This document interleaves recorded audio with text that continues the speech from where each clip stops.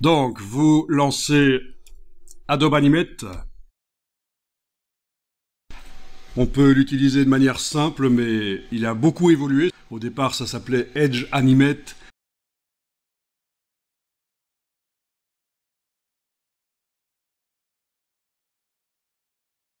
Voilà. Alors,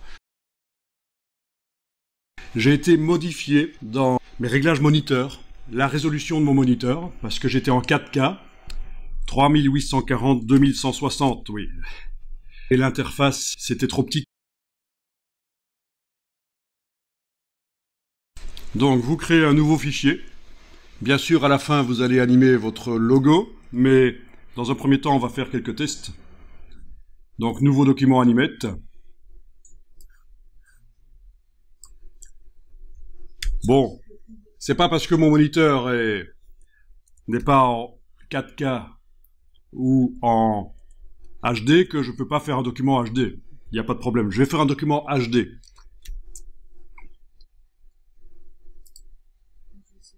Voilà. Est-ce que tout le monde voit ceci, la présentation de palette qui ressemble à ça?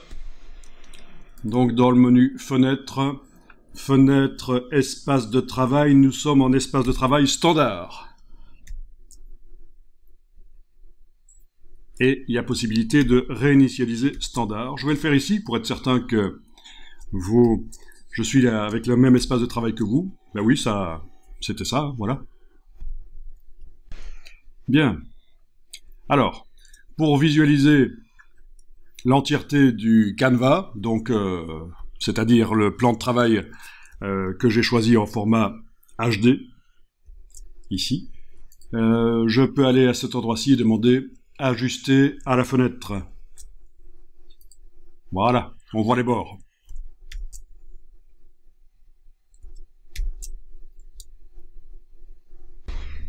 Donc on va enregistrer le fichier.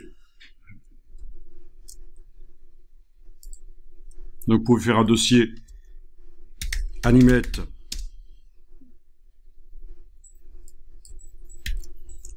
dans vos dossiers personnels, un dossier qui s'appelle Animate par exemple. Voilà.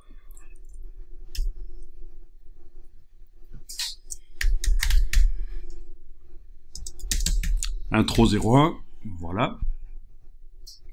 C'est un document Animate. Vous avez ici la timeline avec le curseur qui pour l'instant ne veut pas bouger parce que il n'y a pas de contenu animé. Vous avez un calque, possibilité de masquer le contenu, mais comme il n'y a pas de contenu pour l'instant, ça sert à rien. Possibilité de verrouiller. Voilà. En tout cas, on travaille sur le calque. Et on va prendre, ici, vous avez des formes. On va commencer par l'outil rectangle. Et vous allez tracer, à peu près à cet endroit-là, un carré en enfonçant la touche Shift. Ne le faites pas trop grand, à peu près cette taille-là. Donc, il n'y a pas de taille imposée. Je vous dis pas comment le faire au niveau de la taille, mais vous voyez à peu près visuellement, ça doit avoir à peu près cette taille-là. Voilà. Donc, vous allez le sélectionner avec la flèche noire. Bien, vous allez faire une copie en enfonçant la touche Alt, et j'ai enfoncé Shift en même temps. Ben, c'est comme d'habitude. Maintenant, uniquement Shift, je le déplace parfaitement en vertical. Voilà, on peut en faire un troisième, donc avec la touche Alt enfoncée et Shift. Ceci dit, il n'y a même pas besoin de Shift parce qu'il y a les repères qui sont enclenchés, qui alignent bien. On va régulièrement enregistrer parce que c'est très facile de foirer le fichier. Donc, moi, je vous conseille d'enregistrer régulièrement. Voilà, je viens d'enregistrer, je suis à la version 02. Vous sélectionnez le premier carré du dessus et on va commencer à l'animer. Donc, normalement, pour pouvoir animer quelque chose, là, on a un élément graphique. Mais normalement, pour animer des choses dans Animate, il faut que ce soit transformé en symbole. C'est un peu le même principe que dans Illustrator. Si vous connaissez Illustrator et des symboles, c'est à peu près le même principe. Je vais malgré tout demander ici de faire une animation classique dessus. Et il va me mettre un message qui va me dire que, ok, mais il faudrait quand même le transformer en symbole avant. Donc c'est ce que je vais faire ici. Donc il est sélectionné, je fais par exemple un clic droit. Oui, bien sûr, je pourrais aller dans le menu insertion, j'aurai la même chose. Il y a les interpolations. Mais ici, je vais faire un clic droit sur le carré et demander créer une interpolation classique. Donc convertir la sélection en symbole d'interpolation. OK. On a une image clé.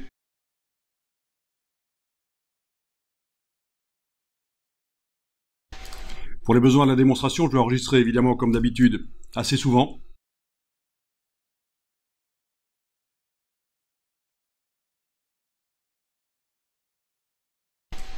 Le curseur de navigation dans l'animation peut être modifié. Je peux le remettre au début.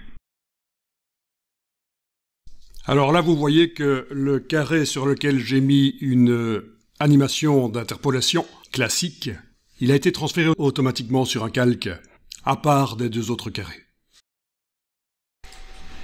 Et je peux jouer avec le bouton lecture. Et on voit qu'il ne se passe rien. Il ne se passe rien, parce qu'en fait, à la fin, sur la timeline, la 30e image de la seconde, il faut que je fasse quelque chose là. Donc vous avez votre curseur qui est là à l'image 30, sélectionnez votre carré.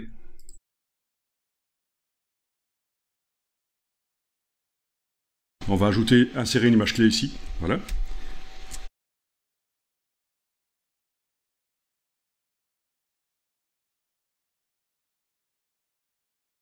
Donc, le carré du dessus, vous pouvez le déplacer vers la droite. Donc, au temps 30, il doit se trouver à cet endroit-là. Si je bouge le curseur ici, on voit qu'il va revenir progressivement à la position qu'il a au temps 1. Et si on fait la lecture, on voit qu'il se déplace. Voilà. On peut enclencher ceci pour que ça fonctionne en boucle. Mais, attention, à ce moment-là, il faut déterminer la plage qu'on répète. Et je vais devoir l'agrandir pour que ça occupe tous les 30 images. Sinon, ça faisait un truc bizarre. Voilà, là, ça marche. Ok, à ce stade-là, ce serait une bonne idée d'enregistrer. Je remets le curseur à l'image 1, là, voilà. Et je vais enregistrer sous un nouveau nom.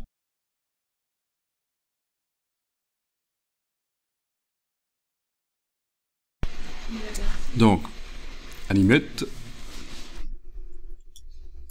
Voilà, nouveau fichier. Ici au-dessus, ajuster à la fenêtre, voilà. Ok, cette fois-ci, je vais faire un cercle. Je le sélectionne. Et clic droit, on va tester l'interpolation de mouvement et pas l'interpolation classique. Créer une interpolation de mouvement. Voilà, ok. Ok, là, il a d'office fait ce qu'il faut. C'est un peu différent, donc c'est un peu plus évolué. Vous allez voir, il y a une différence majeure par rapport à l'interpolation classique. On va se mettre à l'image 30 et on va bouger le cercle. Ah, je vais peut-être enregistrer avant. Donc je vais appeler ça intro partie B et ça va être la version 01 de ce fichier que j'enregistre. Voilà. Ok. Alors vous bougez et oui, avec la touche Shift éventuellement je vais aller le mettre là plus loin. Voilà. Et on va jouer. Voilà. Avec le bouton lecture, bien sûr, on joue. Et donc, la différence, c'est que ici, vous avez les 30 images qui sont là, et vous allez pouvoir bouger la trajectoire.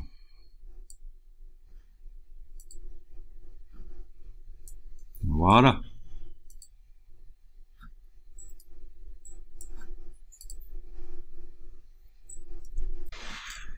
Bien, alors pour simplifier les choses, c'est pas plus mal de mettre chaque objet sur un calque.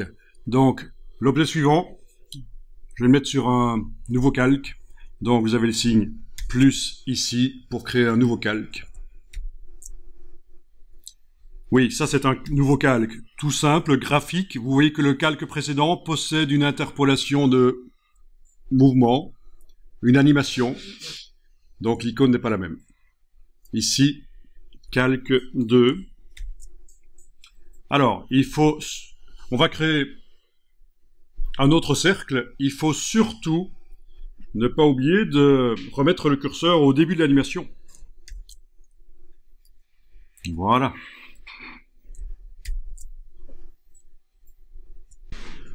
Donc, je vais créer un autre cercle avec la touche Shift, voilà. La flèche noire, je peux le déplacer. Donc, je suis sur une image clé qu'on reconnaît avec la petite boule ici. Il n'y a pas encore d'animation parce qu'il n'y a pas de deuxième image clé. Mais maintenant, je vais demander de créer une interpolation de mouvement. Clic droit sur le cercle, créer une interpolation de mouvement. Il me dit que je dois le convertir en symbole. OK. Je vais... Surtout, il ne faut pas bouger quand on est au début, parce que ça, c'est sa position initiale. Je vais aller à la position 30 et aller le positionner ailleurs. Quand je joue, voilà. Et bien sûr, je peux aller sur la ligne avec la flèche noire pour la trajectoire. Voilà.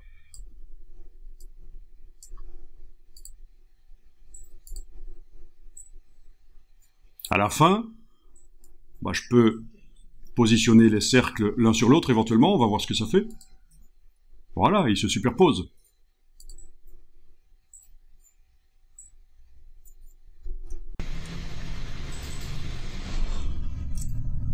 Bien. Alors. Donc, dans l'animation ici, je voudrais que le cercle petit qui va sur le gros soit d'une couleur différente. Comment faire? Bon, en réalité, je pense qu'on peut le modifier, qu'on soit à n'importe quelle partie de l'animation, parce qu'en fait, l'animation, elle est sur le symbole, mais nous, on va entrer dans le symbole pour aller modifier le graphique qui est dans le symbole. Si vous connaissez Illustrator, ça fonctionne comme ça. Les symboles dans Illustrator contiennent des graphiques. Et je vais double-cliquer sur le symbole, et j'arrive au niveau du graphisme. Donc là, vous avez un fil d'Ariane au-dessus, la breadcrumb qui vous indique que vous êtes dans le symbole 2. Et vous avez ici à objet la possibilité de modifier la couleur de remplissage. Mais bien sûr, plus tard, on va utiliser des choses qui sont déjà prêtes en couleur et qui viennent d'Illustrator. Mais là, on voit que techniquement, il serait possible d'aller modifier la couleur. Il faut...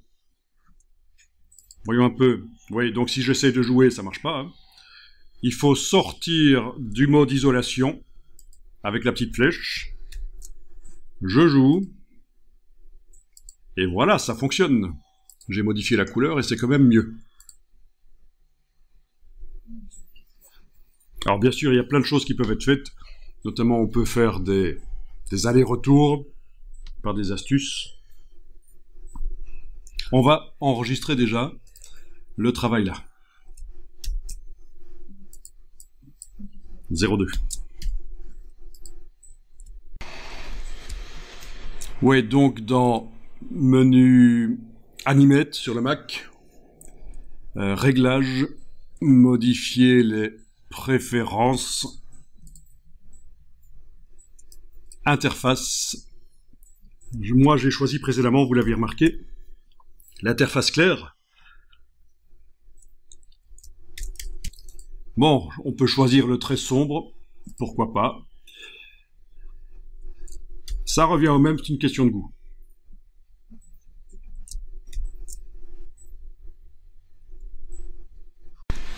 Bien, on va faire un nouveau document. Moi, je vais me remettre en interface claire parce que pour la projection, ce sera mieux, je pense, et pour mon confort personnel aussi, voilà, je préfère. Tiens, le panneau est resté sombre sur le côté. C'est pas grave, je suis sûr que si on change comme ça, oui, ça marche. En passant d'un onglet à l'autre, ça s'est remis à jour. Ok, donc ici, ne pas oublier ici d'ajuster à la fenêtre pour voir la totalité quand même du canevas HD qu'on a choisi. Bien, vous allez sur le premier calque faire un... Oui, vous voyez qu'on a la pub. Hein. Voilà. On pourrait directement dessiner quelque chose, en effet. Voilà.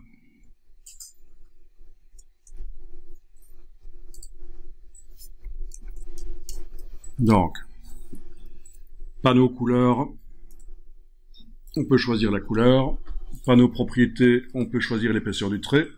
En tout cas, quoi qu'il en soit, vous avez votre premier objet. Je vais enregistrer ça sous le nom intro partie C. Voilà, -01. Ok. Nouveau calque. Je vais faire un autre objet.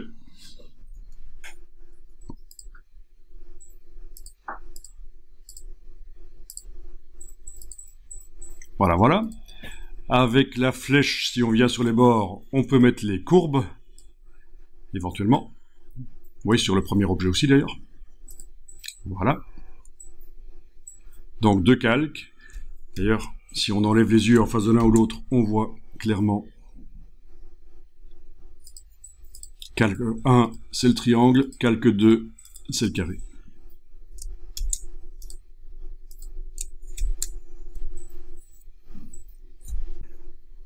Bon, avec la flèche, vous englobez tout et vous allez déplacer. Vous faites au centre, là, votre logo, en quelque sorte. Vous faites un logo, c'est juste un positionnement, comme ça, des deux formes.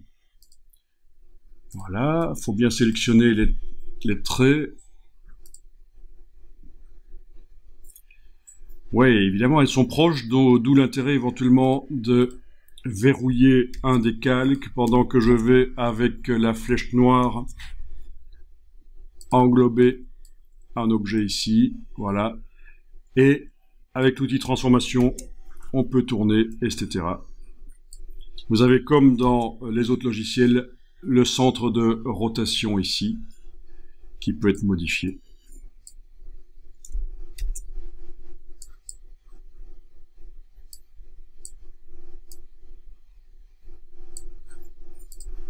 Voilà. Donc pour pouvoir bien sélectionner l'objet, j'ai été temporairement verrouiller l'autre calque. Je vais le déverrouiller maintenant. Et je vais enregistrer ceci, on va dire que c'est mon logo.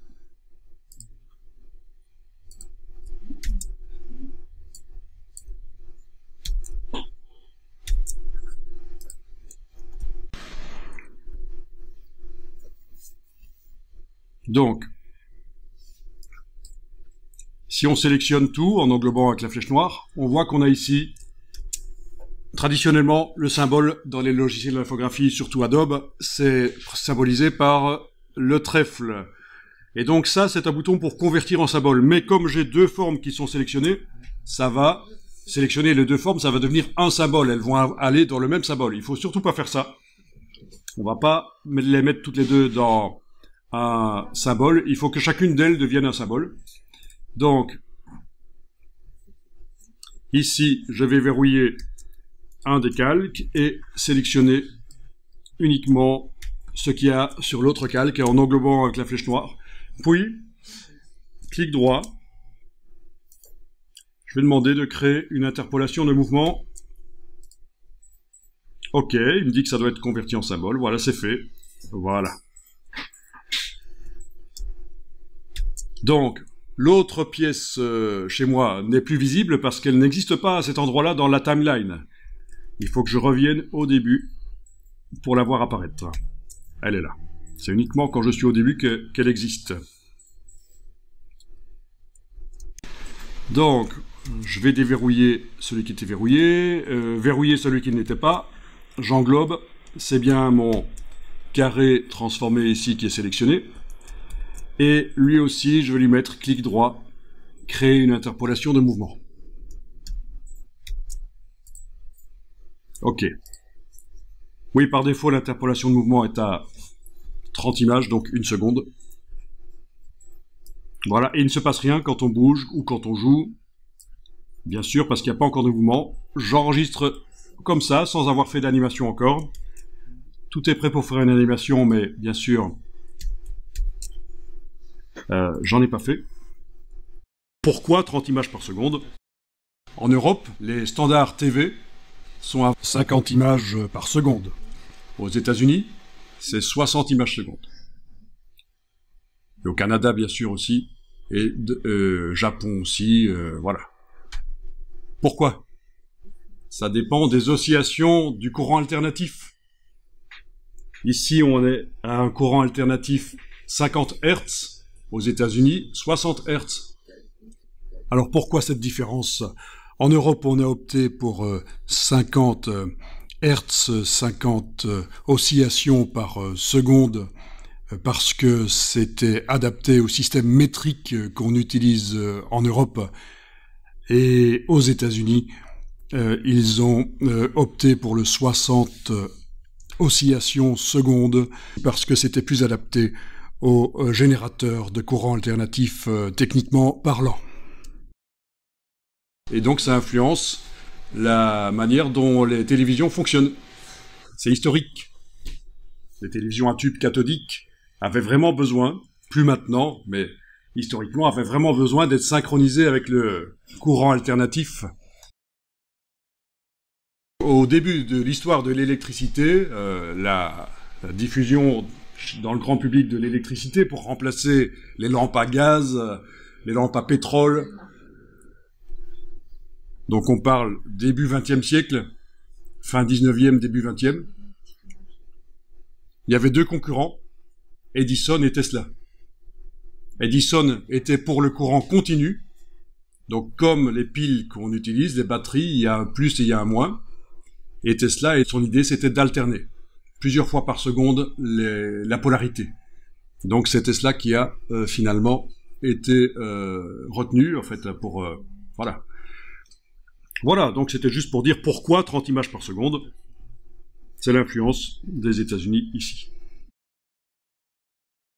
Allez ici, sélectionnez la 30e image de cet objet et insérez une image clé. Voilà, insérer une image clé. Même chose pour l'autre. Insérer une image clé. Voilà, quand on joue, rien ne bouge. Ok, je vais enregistrer le fichier comme ça. Et alors on va faire une petite animation. Sauf qu'on va faire l'inverse de tout à l'heure. Là, on va modifier l'objet, sa position initiale. Ah tiens, j'en ai toujours un des deux qui est verrouillé. Ok, je vais le déverrouiller. On ne va plus jouer avec le verrouillage des calques, parce que maintenant que les objets graphiques sont dans les symboles, c'est très facile de sélectionner l'un ou l'autre. Il suffit de cliquer maintenant. Donc c'est un conteneur symbole, l'objet graphique est dedans. Je suis bien au début et je vais bouger, voilà, et bouger là par exemple. Qu'est-ce que ça va faire?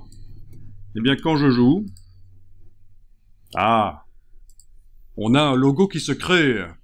Le logo, on n'a pas été modifié à la position des formes à la fin, mais au début. Et donc ça c'est intéressant déjà, vous avez votre logo vectoriel en plusieurs parties, vous pouvez faire comme ça, en sorte que ça s'anime et ça vienne se construire. Les animations peuvent être déclenchées dans Animate avec du code JavaScript. On peut dire que l'animation est prête, donc quand on la visualise dans un navigateur, l'animation est prête, mais quand on arrive sur la page, elle ne se déclenche pas tout de suite. il faut soit cliquer sur l'objet, soit survoler l'objet. Enfin, ça, c'est des actions, c'est le réglage ultérieur en JavaScript sur les objets. Pour l'instant, on n'en est absolument pas là. Si je me mets au début, voilà, et on va zoomer en arrière. Donc voilà, avec les petits indicateurs ici, par exemple. Hein? Eh bien, je suis bien au début. Je peux repositionner l'objet en dehors, les objets en dehors du plan de travail. Et donc, quand je vais jouer, au début, ils sont pas là. Ils apparaissent dans le cadre. Bien sûr, pour chacun d'eux, je peux déterminer une trajectoire. Voilà.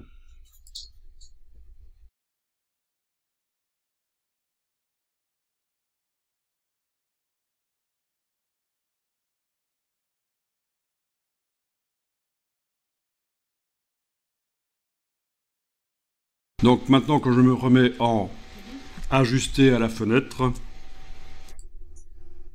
je clique à côté, voilà, je joue, et voilà. Amusant. Bon, ça devient beaucoup plus intéressant graphiquement, bien sûr, quand vous utilisez l'outil idéal pour faire du graphisme, Illustrator, et que vous importez les formes. Donc on va aller faire rapidement un petit logo dans Illustrator, et voir comment ça réagit quand on l'amène ici dans une scène Animate. Ok, je vais fermer ça. Voilà.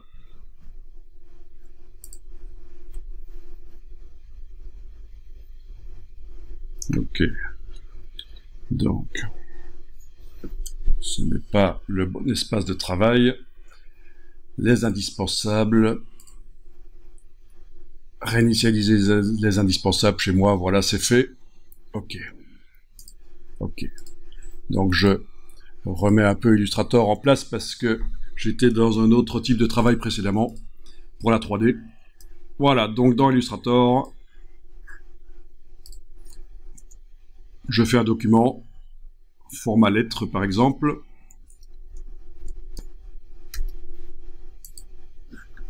Est-ce qu'il me l'a fait? Non, il me l'a pas fait. Ah, parce que j'ai cliqué sur fermer, forcément. Idiot. Voilà, créer. Ok. Bon, je vais ici faire un carré que je sélectionne.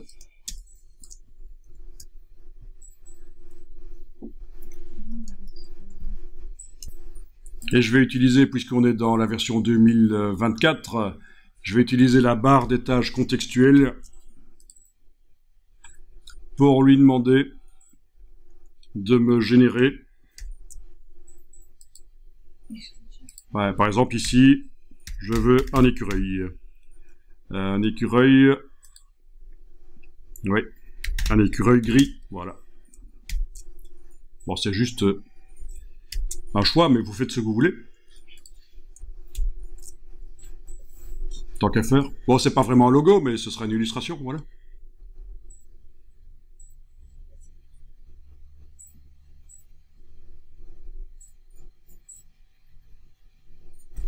Ok.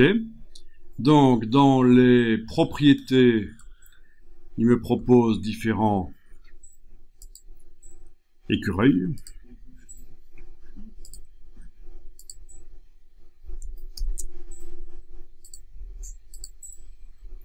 Ok, je vais prendre celui-là. Bien sûr, si ça ne me convient pas, il faut que je redemande ici de régénérer. Ah oui, au fait, j'ai pas bien réglé les choses, j'ai pas vérifié comment c'était réglé, puisqu'on a la possibilité de générer des sujets ou des scènes sous forme d'icônes, voire même des motifs. Donc ici, il était bien pré-réglé apparemment. Ok. Tiens, je vais réessayer, parce que là, j'ai quand même foiré. Je vais refaire un carré. Il faut que je règle bien les choses ici dans le panneau propriété avant de générer, avec la barre des tâches contextuelles qui est passée où? Ok, c'est pas grave. Donc, sujet et style. On a le niveau de détail, on était en niveau moyen, je vais me mettre en minimaliste éventuellement pour avoir quelque chose qui ressemble plus à une illustration sympa et pas aussi réaliste que cette écureuil-ci. Voilà, c'est toujours bien mon carré sur le côté qui est sélectionné. Générer.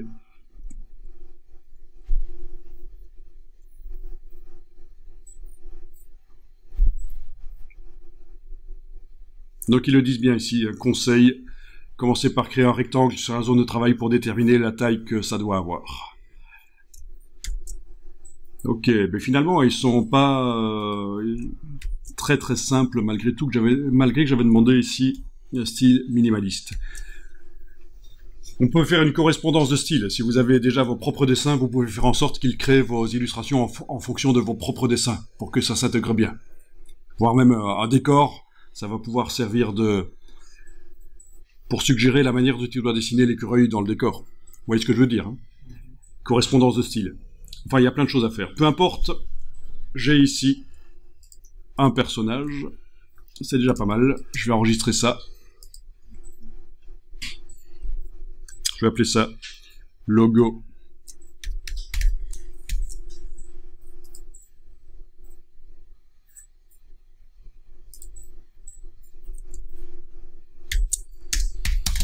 Squirrel 01. Puisque c'est un écureuil chez moi, chez vous c'est autre chose peut-être, hein.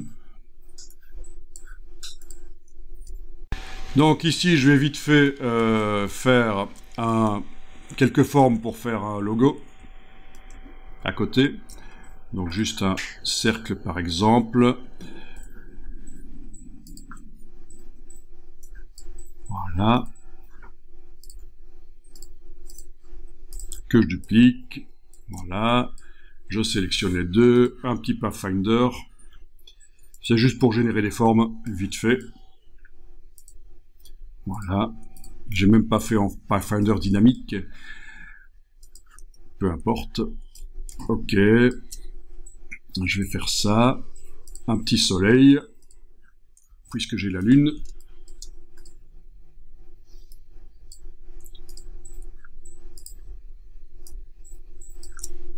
Bien. Alors, sur le soleil, je vais aller mettre un effet distorsion et transformation, contraction et dilatation. Non, il faut qu'avant, si je veux des rayons, j'ajoute objet tracé, ajout de point d'ancrage. Une fois, objet tracé, ajout de point d'ancrage, il faudrait faire un raccourci. Si je dois y aller souvent, effet, distorsion, transformation, contraction et dilatation. Et voilà. Vous connaissiez ça? Ah, pour faire ce genre de choses, avec des courbes?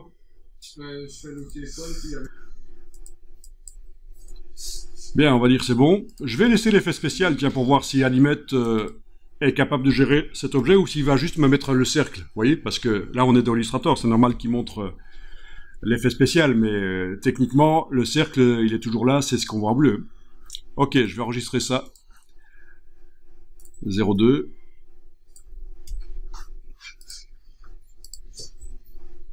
Ok, tiens, cet écureuil-là, je vais l'enlever de l'affichage. Donc, objet, masquer sélection, par exemple, voilà, il n'y a plus que ceux-là. Ok. Outil de... Oui, plan de travail, je vais resserrer autour de ceci. Ok. Donc, le logo, ça va être... bon, là, il est juste en tant que personnage, peu importe. Le logo, ça va être ceci. On va dire...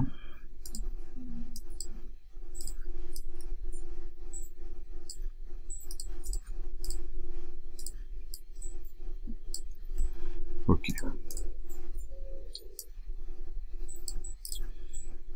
C'est juste un prétexte pour tester l'importation de formes dans Animate.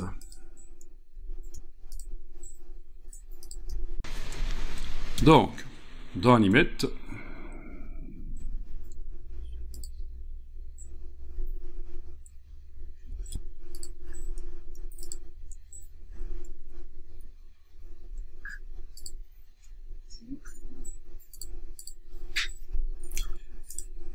Fichier importé.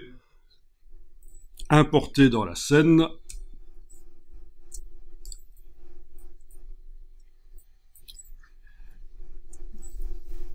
Voilà. Alors. Voilà ce que ça peut importer. De l'Illustrator, du SVG bien sûr, du Photoshop, du son. 3 formats de son. Du JPEG, etc.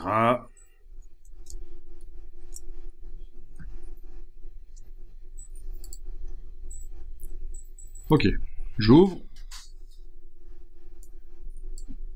Voilà, il y a une hiérarchie ici. Ah, j'ai un gros groupe ici, c'est tous les vecteurs pour le squirrel en fait. Hein. Ok. Ouais, il y a plein de choses. Par contre, les deux autres choses qui sont juste des tracés simples, c'est un objet, ça devrait le faire. Ok, donc qu'est-ce qu'on a ici comme option? Placer les objets à leur position d'origine, oui, ce serait pas mal.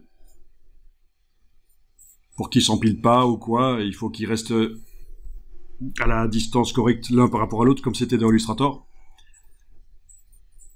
Ok. Les voilà, ils sont là. Je vais enregistrer le fichier. Donc ça va être intro part d -01. Ok.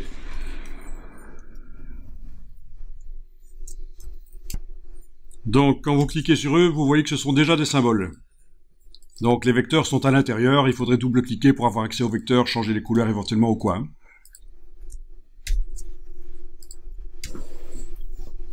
Bon, on peut sélectionner tout, et avec l'outil transformation, agrandir, repositionner, voilà.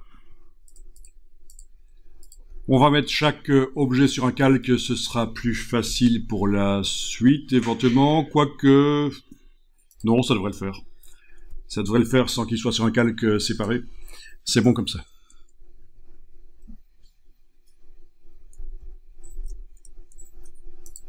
Donc, clic droit sur le premier, créer une interpolation de mouvement. Clic droit, créer une interpolation de mouvement un par un, parce que je veux pas que les trois aillent dans un symbole. Oui, parce qu'un symbole peut aller dans un symbole. Un symbole peut regrouper des symboles. Voilà. Ici, ce serait pas plus mal à la fin d'ajouter des images clés. Alors bien sûr, pour ce qui est de la durée de l'animation, ça se modifie après, il n'y a pas de problème. Voilà, les petites boules sont là, images clés, c'est bon.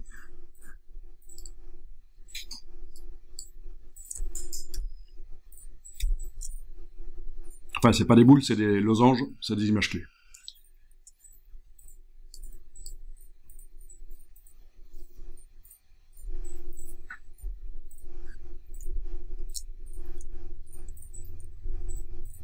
Enregistrer ça parce que après on va tester des animations qui sont déjà prêtes, une bibliothèque d'animation. Bon, déjà l'écureuil là, je suis au début. L'écureuil, on va le bouger. Ok, donc un des éléments, je vais faire comme avant. Je le sélectionne, c'est un symbole. Je suis au début de l'animation et je vais le déplacer. Voilà.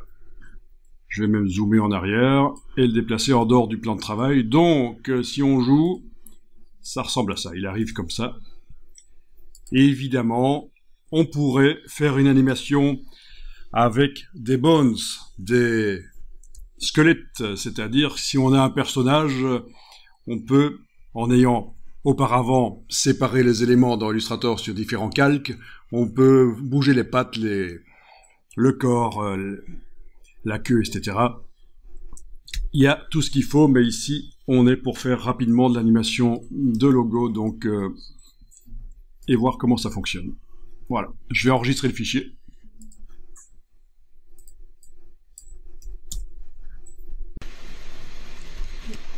Donc, en me mettant au début, je vais ici sélectionner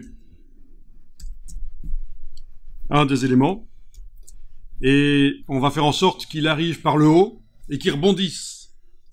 Donc un effet de rebond, comme si c'était une balle molle qui arrive sur le sol et ça rebondit. Bon, il n'y a pas de sol qui est dessiné ici, bien sûr on pourra mettre un décor derrière s'il fallait. S'il fallait symboliser ça, mais pas nécessairement. Donc voilà. Et il y a des animations qui sont déjà prévues dans une bibliothèque. Donc, menu, fenêtre, présélection de mouvements. Donc, on peut même ajouter des mouvements qu'on a créés. Des mouvements qu'on a créés, les ajouter dans cette palette. Voilà, présélection de mouvements. Et alors, quand vous... Je vais agrandir ici. Je ne sais pas si chez vous c'est aussi petit comme ça. Je vais agrandir ici avec la barre horizontale. Voilà. Vous avez une prévisualisation des mouvements.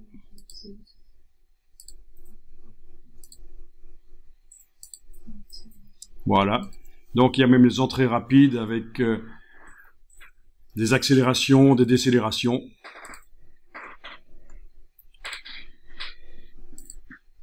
Il y en a plein. Alors, il y en a un qui s'appelle rebond multiple. C'est pas mal. Donc, rebond multiple, avec même la déformation de l'objet. Donc, c'est de la vraie animation, comme un animateur le ferait.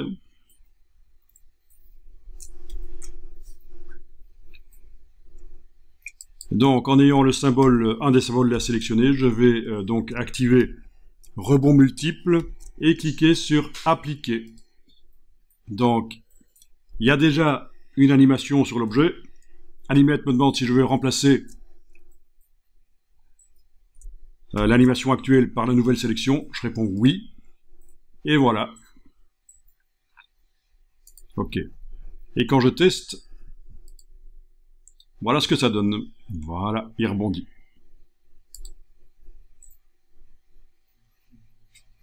Ah oui, elle est plus longue que les autres animations.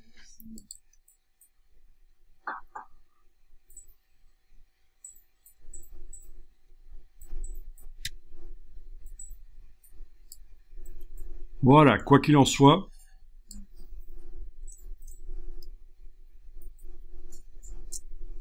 on va pouvoir bouger en sélectionnant avec la flèche noire l'objet et son animation et le monter.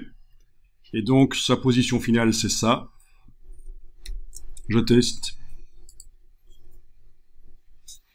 Il va falloir que je le redescende encore. Voilà, sa position finale sera là. Bien. Bon, je vais travailler sur la Lune maintenant. Chez moi, l'autre objet.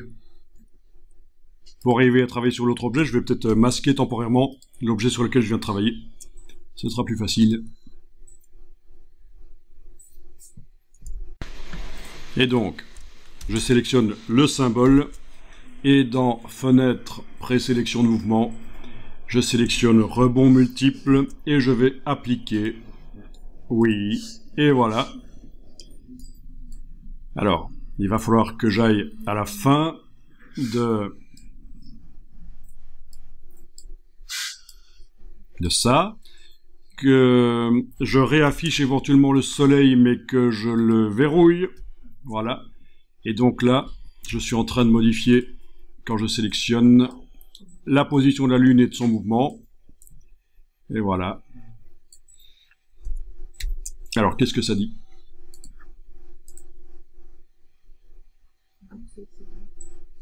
Par rapport au soleil, il était plutôt là. Voilà. Ok. Donc là, les deux descendent. Ce serait quand même bien que la Lune arrive après le soleil. Parce que là, elles descendent ensemble. Mais on va tenter ça.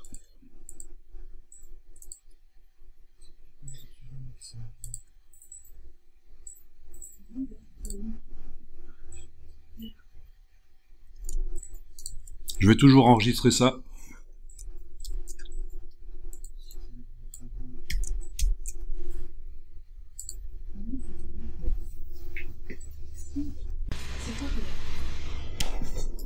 Donc, le soleil chez moi est verrouillé, mais affiché. La lune, je la sélectionne. Voilà, c'est ce calque-là. Si j'enlève l'œil, on voit bien que c'est ce calque-là. Et donc, elle doit arriver après le soleil. Donc, ce que je vais faire, c'est, en étant au début, là, voilà, je suis bien au début de la timeline, je vais aller prendre ici ceci et le déplacer. Voilà. Je déplace. Faut faire gaffe de ne pas créer de space scindé, en fait. D'où l'intérêt de bien enregistrer régulièrement au cas où on commence à foirer des choses là-dedans. Voilà, donc là j'ai décalé le début de l'animation de la lune qui tombe. Je l'ai décalé beaucoup plus tard que celle du soleil qui commence assez tôt. Testons.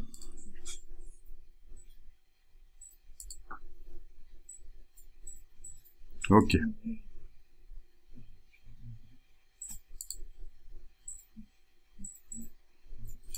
Bon, ça c'est déjà pas mal.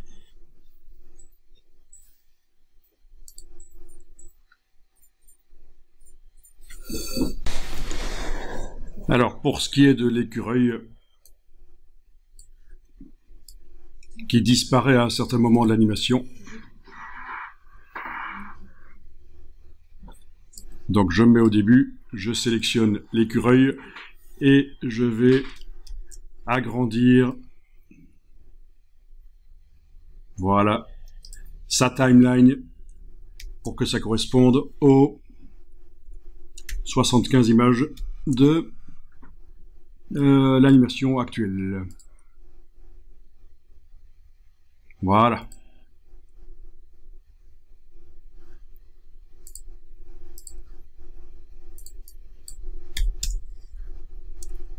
Et alors, je vais peut-être m'arranger pour que l'animation de l'écureuil commence plus tard aussi.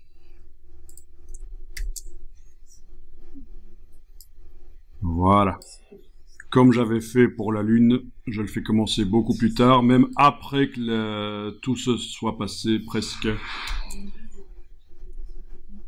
Voyons ça. Ok. Voilà, c'est ça.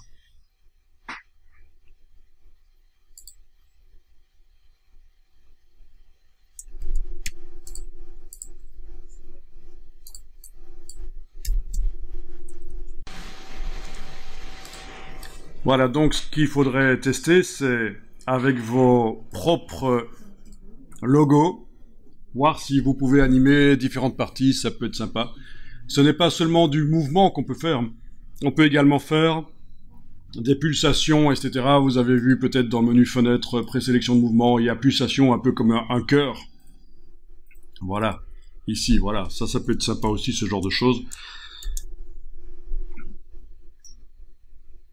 Bien.